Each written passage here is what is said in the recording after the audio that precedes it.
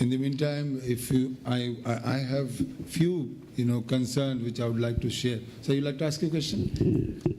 Yes, Mr. Chairman, I would like to seek a little bit of clarification from Ambassador Nando as to what he meant by top-down approach of BIMSTEC. So would you please clarify this? Thank you. See, what I meant was that instead of new ideas floating downwards from the deliberations of senior officials and with the consent of the leaders, there was a need to socialize what BIMSTEC needs to do and to have more, I shouldn't use the word grassroots, but more involvement of civil society and scholars, experts, media persons, and basically to have more people ownership of BIMSTEC. Because one of the biggest problems and handicaps of the organization we discovered was that there was a total lack of awareness of BIMSTEC outside elite circle of academics who had been dealing with the subject or who should be aware of it. So unless there is that about SARC, I would say over the years, despite all its despite all the problems with SARC has had, people are widely aware of SARC, more widely aware of SARC. But I think in the case of BIMSTEC, we need to social. Maybe putting it in college and school curriculums and doing things like that would help. Otherwise, a degree of skepticism will overtake the institution because it's really not got that kind of support at a wider level. That is my view. I may be wrong.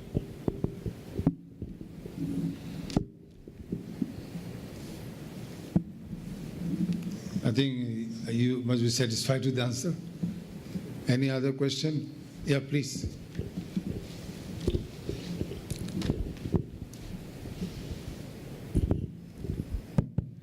Thank you very much. I'm Jayashree Priyalal from Uni Global Union. First of all, thank you very much for enlightening me and congratulations for whatever the work that the BIMSTEC has been implementing over the years. I think this is not a question. I just want to share as a comment. I think when you really look at the global multilateral systems, the shortcomings, and particularly for the countries in the South Asia and the BIMSTEC countries, they need to have a regional setup to promote their activities, because we might not get the right benefit from the existing systems as the thing stands today. The list of priorities, as you correctly said, if you see the 14 sectors what the BIMSTEC is trying to concentrate. But if I may be wrong. When I look at it from an outsider's point of view, I think the connectivity is the core concern. You name it, transport, you name it maritime, you name it tourism, these are all linked with connectivity. And it may also lead not only the physical connectivity, but the virtual connectivity. So, and then the other issues like the environment and the natural disasters, and the natural resources, all these things can be clubbed together and look at it from a different point of view rather than breaking into sectors, because there is a lot of commonality. Because if you facilitate people-to-people movement without any hindrance, I'm sure we should be able to achieve the objective, the great objectives. The last point, the people don't realize what is happening with these international systems. So if we can make it happen, if people feel that these things are happening for their own advantage, I think the bottom-up approach will be helpful to facilitate the multilateral assistance to derive benefit for the area. Thank you. Thank you so much for your comment. I think I fully agree with you.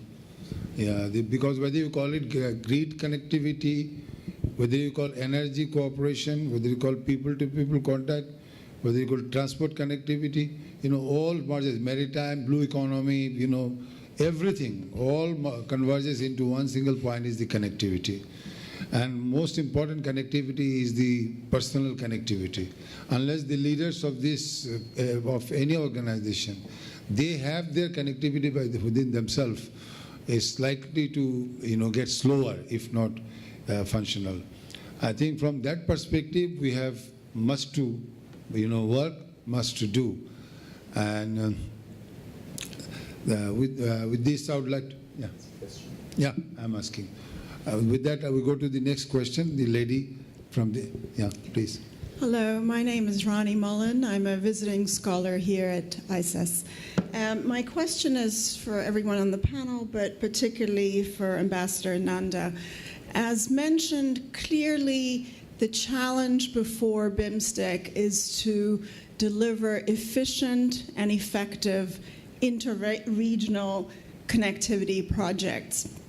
But you had mentioned, for example, that India had given 8 billion in lines of credit to Bangladesh.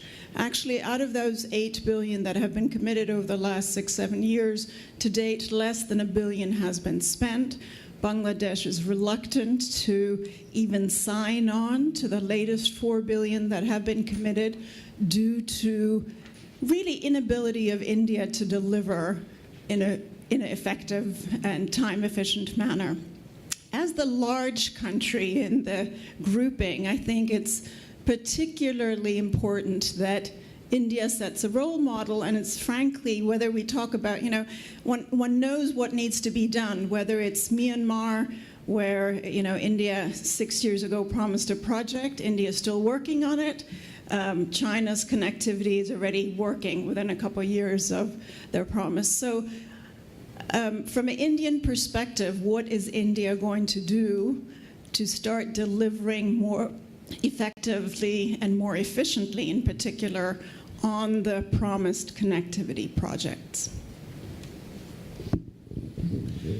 I think you're right. That has been the criticism in the past. But now if you see the scale of India's involvement in these projects, we are upgrading 60 bridges on the trilateral highway because there was problem about cargo carrying capacity on that highway. So many of these projects, whether you look at the Kaladan project, or you look at the trilateral highway project, or you look at the restoration of railway lines, or you look at the creation of infrastructure within India's northeast. So there has been definitely not only, there's been a lot of new availability of resources. For example, SASEC is given more than $10 billion for these projects. Of course, SASEC also includes Maldives, which is not a member of BIMSTEC. Then there has also been our own enhanced government spending. Then the Japanese have been also supporting road building in that region. There's a lot of upgradation and modernization work taking place on border ports with Bangladesh, many of which are very uncrowded and very slow. So progress is taking place and at a faster pace now, but obviously we have been wanting in this respect, and I would be the last one to argue otherwise. Yeah, thank you so much, sir. I think being a chair and a man from Bangladesh, I should not be asking this question, but it has been already asked by the beautiful lady. Thank you so much. I think this is a very big concern. Yes, the line of line of credit has been offered, but the perception about the general people is not very, very positive, because perhaps I'm not very expert and I'm not sure about the details. But as I go through the newspapers and the discussion, that the money being spent from this line of credit is not really benefiting Bangladesh much, it's rather benefiting more to India. It's related to connectivity of India from towards its east. So that's the general perception, and it is natural that unless it really benefits truly to a particular country, why should it be so interested to take the credit? Thank you so much. And I think point has been addressed well by Ambassador Nanda. It was true, and is now hopefully they will be taking care in future about this. Any other question that you, sir, please.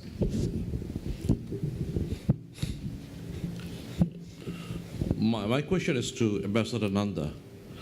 What is the status of India providing connectivity to both landlocked countries of Nepal and Bhutan to the Bangladeshi ports? The current status that I know that it has been promised several times, but practically on ground it has not been implemented. So Nepalese trucks cannot reach our ports, so can the Bhutanese goods cannot also reach our ports. So how do you think this could be implemented without any problem? The second question that I have for you is that now that Nepal is getting connected to China, both by land and possibly by rail, can the BIMSTEC connectivity be extended to reach Chinese mainland? Or can the BCIM corridor, which is also becoming the BRI corridor, can it also supplement our connectivity in BIMSTEC? I think your first question was about, I believe that once the cargo protocol and the passenger protocols of the MVA have been finalized and the rules have been made, then it will be possible for trucks within BBIN to move from one part of the region to the other. That is the whole idea of the MVA. The MVA means that without looking for a double registration, you will be able to drive from one, instead of like at present, for example, on the Bangladesh border, it may not be possible to drive through to Chittagong port, but ultimately when the MVA is in operation, that is the whole idea. Now, whether this will be implemented smoothly or whether it will take time, that is another issue that perhaps the Secretary General could enlighten us. No, the problem is somewhere else. I'm not really an expert on the. This land border was opened once, but then the duration of opening of the border is so short that the trucks cannot practically ply and reach the ports, land ports. So some artificial barriers have been created to a good intention. I see. I was not aware of this. So May I? Would you have anything about? Yes, sir. Let me give. Please. Well, between Nepal, India, and Bangladesh, we have not very excellent, but we have fairly good connectivity, land connectivity.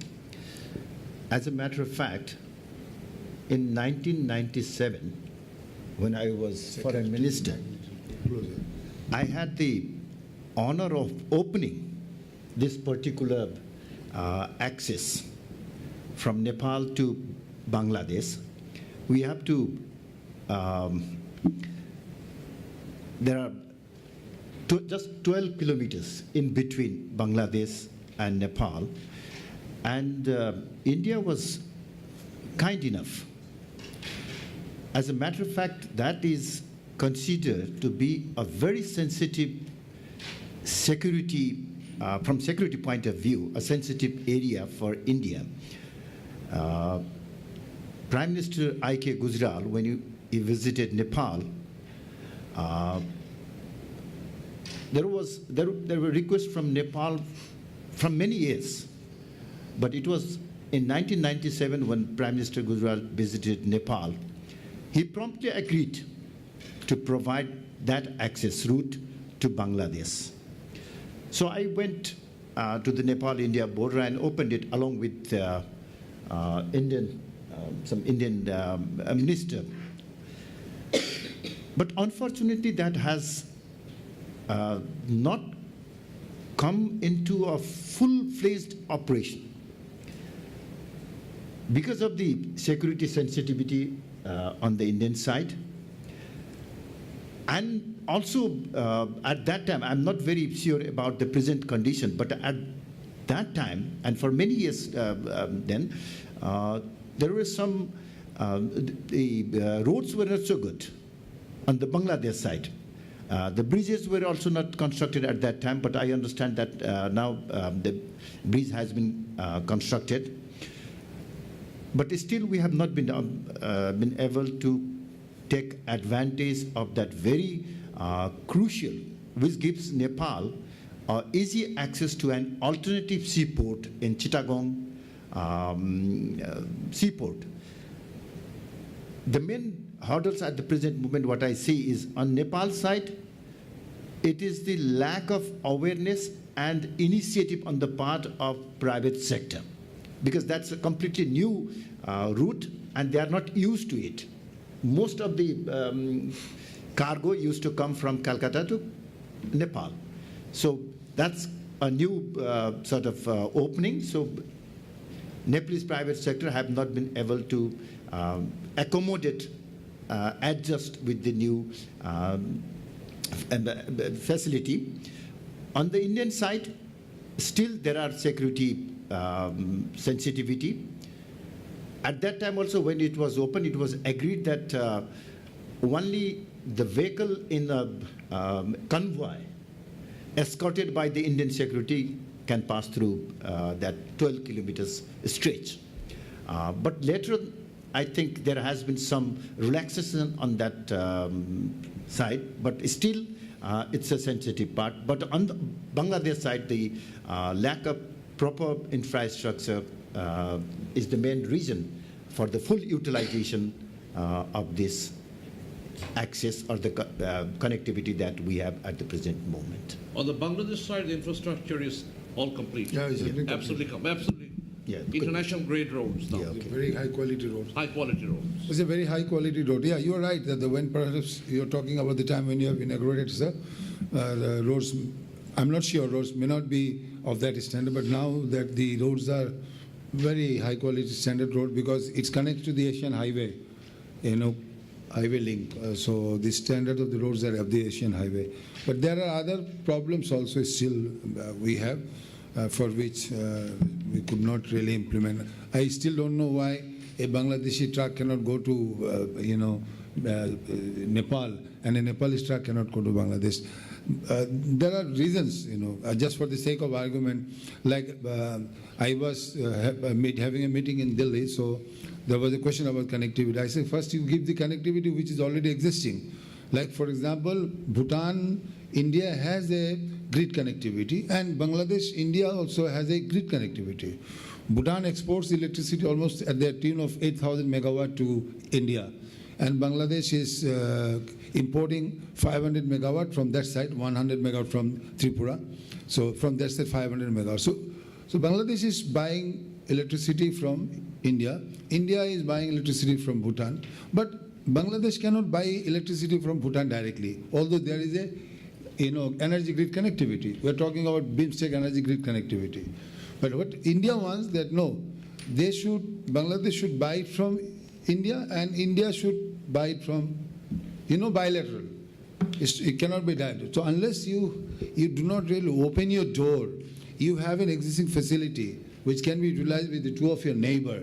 That your point you said that India must have a very larger heart. Here comes the question of heart. There is an existing facility. Only it's a question of giving a leverage to the smaller states like Bangladesh and Bhutan. And Bhutan can export to Bangladesh directly instead of depending on India. We are also buying electricity from India. We will be buying more. Now it is 600, probably it will go to almost 2,000 megawatt by 2020. So this cooperation has to be there, but cooperation should be, at times not on calculation basis. It should be sometimes, a little bit of relaxation, considering that, because India is the leader. Whether you call it, SAARC or BIMSTEC, this is what I understand. It's a very large country, very vast country. It has to also give leadership, but the leader must also, give some kind of, love and affection to others. So I think that if this kind of things are, taken, yeah, please. I think. Thank you. On the private sector's perspective, on a humorous note about this thing is that how can we do business in a scenario where Friday is a holiday in Bangladesh, Saturday is a holiday in Nepal, Sunday is a holiday in India, and on Tuesday one of the three countries will have a bandh. So operating 4 days a week, how can we do business? and the custom facilities is closed on the holidays. So this is the synergy that we need, at least in either BBI or BIMSTEC. These are non-tariff barriers you have. Thank you. Sir, any other questions from? Yeah, please. I will not give you. First, I have to do the general balance. A lady is in the back, so lady gets the priority, and then I'll come to you, sir. Thank you. My question, I have two questions actually. First, thanks for the very interesting perspectives on countries. First question is to Ambassador Thapa. You mentioned that India, as the largest country in the corporate BIMSTEC, has to take the lead in creating a vision. My question is, how, looking at SAARC, where India took the same initiative, which created a asymmetric relationship, and where, when looking at where SAARC is today, how this could be a good start for BIMSTEC in its revival. My second question is to Mr. Asanga. So, as it was already mentioned that Sri Lanka is getting the leadership for BIMSTEC at a very interesting point of the time for Sri Lanka. On one hand, Sri Lanka is promoting its Indian Ocean identity, saying that Sri Lanka is not simply a South Asian country. On the other hand, Sri Lanka is campaigning to extend its exclusive economic zone, to which Bangladesh opposed, and India also has its concern. So in this context, how Sri Lanka would use this platform to promote its idea of identity, and as well as its right for exclusive economic zone? Thank you. Sir, your question, please. My name is Vijay Kumar Gupta. I am from Delhi, a retired civil servant. Sir, can you take the mic and you close to your mouth? I am a retired civil servant, Vijay Gupta from Delhi. So, one thing I wanted to add regarding cross-border trade, because I was looking after from Arunachal in 2011-12 from Arunachal Pradesh to Burma, Myanmar. And I had found the real problem lies with the private sector as well as the lack of interest by, because minor bureaucrats at that level are not bothered about what decision has been taken between countries or not. So they are sometimes inadvertently being obstacle. Without, and the country's intentions are sometimes doubted. This is what my experience had been when I was cross-border trade, and Moreh was opened, and otherwise in Raxaul also, and in Calcutta also, and in the trade, somehow I cannot name the country, or probably the businessmen sometimes do so much malpractices that the goods are going to are exported to Nepal, again being re-imported, again being re-exported. This circulation, this sort of problems were also going on. Now, apart from that, now my basic question is about Ambassador Nanda said that we need people-to-people contact. And in that connection, I wanted to make an observation. One of the most decorated Field Marshal, Manik Shah, once, who was hero of 71 war, commented, if somebody says he's not afraid of death, either he is a Gurkha or he is a liar. That is the respect and affection Indians hold for Nepalese. And Ambassador Nanda said that people-to-people contact is is necessary, and then everything works. And His Excellency Mr. Thapa said, India, there is fear of India. So how do these, isn't it a contradiction? Because people contact with Nepal and India is very strong. Their places of worship, their way of worship, so many cultural ties are same. But again, then why politically there is a fear? The answer I leave it to His Excellency Thapa or any And Ambassador Nanda also. Thank you, sir. Of course. Thank you, sir. I think we can. So I have to only answer these questions, or your question. I think the earlier question was not really related to me. I think carrying the paradigm and the baggage of what happened a long time ago or what happened even a decade ago is not a constructive way of thinking, because I believe that we should now, if we have rejuvenated BIMSTEC and there's revived interest in BIMSTEC, we should really try to make a success of it. That should be the focus of our efforts. And some questions are very legitimate and important questions have been raised, including by people on the panel. I think they should be appropriately addressed to a forum in which government officials are also present. Because, the latest thing in government policy, government thinking, what is to be said. Because, I don't think academics can really give a really up-to-date response on these issues.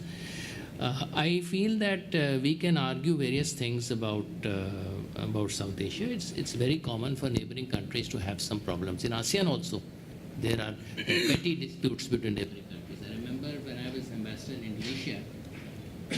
Yes, working, sir. When I was ambassador in Indonesia, there was a dispute about the ownership of batik between Malaysia and Indonesia. So the Indonesians felt that the batik had been appropriated wrongly by the Malaysians as their handicraft. So there are disputes like on issues like mining of sand. Singapore wants to mine sand for construction purposes, and Singapore companies mine them in Indonesia. So these disputes may appear to be very petty to an outsider, but somehow this is life. I mean, this is how the politics of a region or neighboring countries. And in South Asia, there's an added problem because of the fact that there are linguistic affinities.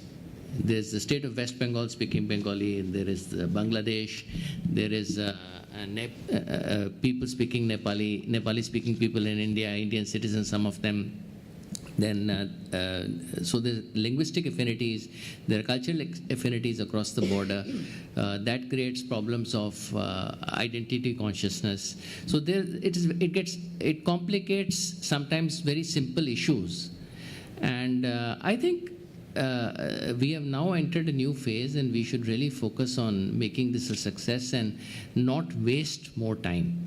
So this is the great thing I found. Wherever we went for these 13 conferences, people just wanted to move forward with regional integration. They felt a lot of time had been wasted, and they just wanted to progress on that. There was a lot of traction from track 1 on this. I remember when we went to Dhaka, the economic advisor to the Honorable Prime Minister, Dr. Maheshwar Rahman, addressed our seminar and gave a very positive look on wanting to progress this regional integration faster. And this is the same experience. When we went to Kathmandu, we had 3 members of the Planning Commission, including the Vice Chairman, participating in our addressing our conference. And this is what we found throughout wherever we went. And so I think we should really take advantage of this tailwind and try to reap as much of a harvest out of this new enthusiasm. As Ambassador Ong said today, if we can look for low-hanging fruit so that people can get a perception and feeling that something's actually happened. We should not only focus on long-term projects. Thank you. Yep, I totally agree with what Ambassador Nanda has said about India's role in carrying all the smaller nations towards this mission. I talked about India as to come with a clear vision and with a larger heart. But my observation was not based on the fear or misunderstanding psychology. I mentioned India's prominent role because India, whether anyone like it or not, is the most significant and a central country in the whole regional dynamics in terms of size, economy, population, India is far ahead than many other small neighbors. So in that context, if we do not ensure a positive and forward-looking attitude of India, then the regional organization like BIMSTEC or SAC cannot move ahead. Although with India, each and every neighboring country has its own type of relationship. So far Nepal is concerned, we have excellent relation. But at the same time, we cannot completely ignore the fact that because of India-Pakistan relations, the SAC summit could not take place in the scheduled time. It is still pending and don't know when it will really take place. So the mutual sort of suspicion and animosity might at times create a situation where the regional process will be hostage. Now the next question, how India can help? In my opinion, from my personal experience, I think India can play a positive, constructive role by taking along all the small neighboring countries. That could be a possibility if India to some extent agree on the principle of non-reciprocity. If you expect a reciprocal sort of relationship in terms of trade, in terms of economic exchanges between Nepal and India, we cannot expect a fruitful result. So one concept, I think, at times India has shown that flexibility also. So the non-reciprocity in relations between India and other small neighboring countries of the region is a crucial factor. And secondly, the political will. India is emerging very rapidly as a global economic power. And in that aspirations, all other small nations of South and Southeast Asia, whether it is in SAC or BIMSTEC, we have nothing against, or we have nothing to lose India's global aspiration, provided it takes along all the the neighboring nations in that long and the necessary objective, a goal of prosperity. So I think that these are the practical ways how we can take advantage of India's position and at the same time complement India's vision of India's global vision. I think things are moving in right direction. It might take time. I'm sure that SAC, which has its own history, own dynamics, will also come back in the track. And BIMSTEC, we can see that after the fourth summit that took place in Kathmandu last month, there is a new vigor, a commitment, and especially Prime Minister Modi has categorically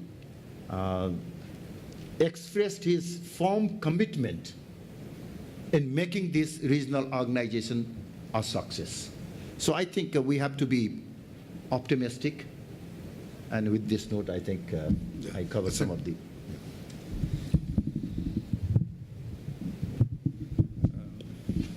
I think I agree with Thapa, obviously, because this was I clearly articulated in one of the articles which I wrote on the Modi Doctrine, India's Foreign Policy, the book, where I said that India must respect the sensitivities of the small states, and leading should not be confused with dominating. And certain issues that India possess, as Ambassador Rajiv Bhatia clearly states, that India's leadership must be exerted with a mix of sensitivity, generosity, astuteness, and determination. So I agree with Thapa. On your question, Chulani, on the Sri Lanka's position in the Indian Ocean, I think from the ancient history, Sri Lanka is positioned at the right, geographically at the right. It's a geostrategic position that Sri Lanka has, and it's been whatever the initiative, whether it be BRI or whether it be Sri Lanka's position is the greatest nanometer in the geopolitics of Sri Lanka possess. And well, if you look at the Indian Ocean and the role that Sri Lanka is playing right now, hosting the Indian Ocean Conference, as well as prime ministers on the Indian Ocean order, which he wanted to sort of bring out Indian Ocean order. And these are, I think, important areas that Sri Lanka is working on. And on the EEZ, which we are claiming, and also where we have disputes, we have to resolve the disputes, and that's important. And what Sri Lanka possesses as a small island, sitting on the east-west trade routes and having this 20 times more the sea, the EEZ, is a huge. It will be a huge resource for us. And so that we will use this resource to create a peaceful environment, and we will promote peace in the region. Now that we have peace after 30 years of war, we actually want to promote peace, even regionally. And that's why even the Prime Minister as well as the President has mentioned when SAARC, when the disputes happen at SAARC, and President, I called the President, he said that, let us resolve it somehow. And Sri Lanka can actually be, if there's any way that Sri Lanka could get involved to resolve it. And I think if India and also Pakistan, looks at Sri Lanka as, what His Excellency the President, what he mentioned, I think we will be able to resolve, because many years we've been working on this regional organization also. It's very important. Thank you. Any other question anybody having? So I think we will have a little early break. I think the session was quite vibrant. I had a lot of queries which has been clarified, and there are queries which I can personally sort it out. Only one thing that I would like to comment at the end, that our first speaker, right on the first slide, the first line was that the South Asia is the least integrated region in the world. On the contrary, let me remind you that we were one of the most integrated region in the world. We have not fought 200 years of wars like Europeans, including First and Second World War. The Europeans have fought 2 great world wars, and they have fought 200 years of war.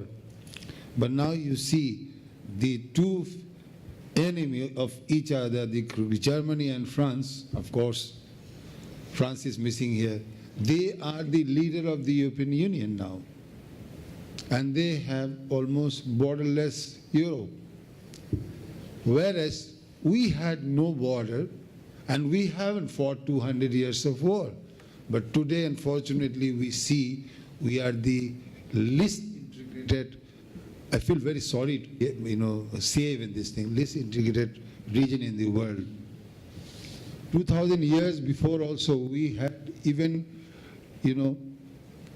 business going right from China down to Dhaka, from Dhaka to some India, to Afghanistan, and it was going even Europe. But today we are trying to revive those. Thank God that we have started thinking about it, and we have started realizing the importance of connectivity. Without connectivity in the modern context, in the current context, you will be left alone and you'll have no benefit other than loss. So time is right now that we should all work together. We should take out the minor, our minor interest. We should sacrifice for each other, and we should tend to develop as a region as a whole for the prosperity of the entire population and the people of this region. With that hopes and inspiration, I would like to thank everybody. I would like to thank the speakers and the audience. And I would like to thank once again the ISAS.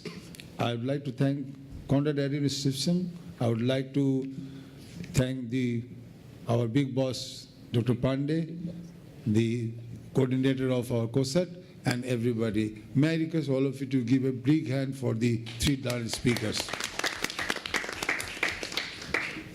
Thank you, General Rahman and distinguished speakers. We will now break for a tea reception outside the auditorium. Please be back to the auditorium by 3:45 p.m. Thank you very much.